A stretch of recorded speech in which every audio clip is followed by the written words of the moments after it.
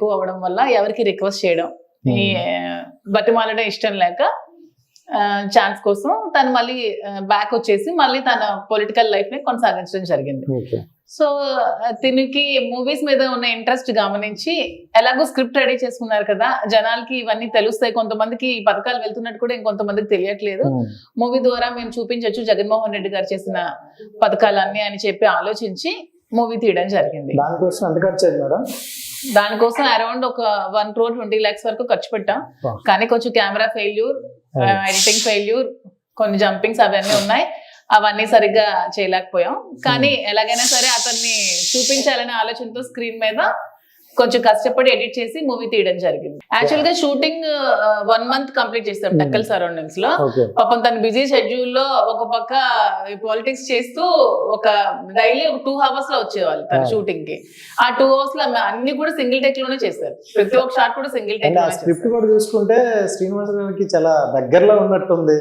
అంటే స్టార్టింగ్ నుండి మనం చూసుకుంటే అంటే పశువుల గురించి కావచ్చు, పంటల గురించి కావచ్చు, అంటే న్యాచురల్ గా వెళ్తున్నారు అనమాట. స్క్రిప్ట్ రాసేటప్పుడు తన పర్సనల్ లైఫ్ ని రాసుకున్నారా?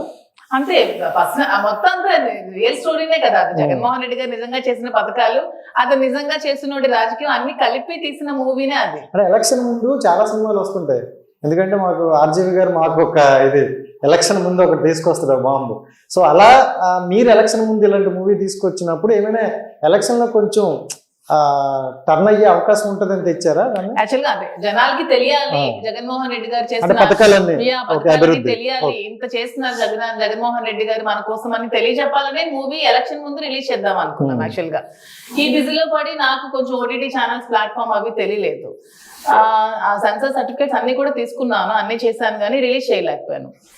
ఈ టైంలో ఎవరో ఒక అతను వచ్చారు, మేము రిలీజ్ చేస్తాం మేడం అంటే, పోనీ అట్లీస్ట్ మీరు రిలీజ్ చేయండి, జనాలు మూవీ చూస్తే చాలు, నాకు డబ్బులు కూడా అక్కర్లేదు, జనాలు ఈ మూవీ చూస్తే చాలు అని చెప్తే వాళ్ళు మనకి చీట్ చేసి యూట్యూబ్ లో పెట్టేశారు. చెప్పకుండా థియేటర్ లో రిలీజ్ చేస్తానని చెప్పి యూట్యూబ్ లో పెట్టేశారు. అది ఏదో చిన్న యూట్యూబ్ ఛానల్ లో పెట్టినట్టున్నారు, అది కూడా బాగా ప్రమోట్ అవ్వలేదు. ఈలోగా ఎలక్షన్స్ అయిపోయి జనాలు సరిగ్గా చేరలేదు. ఆ మూవీ చేరుంటే బాగుండేది. మా పార్టీ ఓడిపోయిన తర్వాత ఆ యూట్యూబ్ వాళ్ళతో ఆ మూవీ కూడా తీయించేశారు, దాంట్లో డిలీట్ చేయించారు. తర్వాత నేను నా యూట్యూబ్ ఛానల్ పెట్టడం.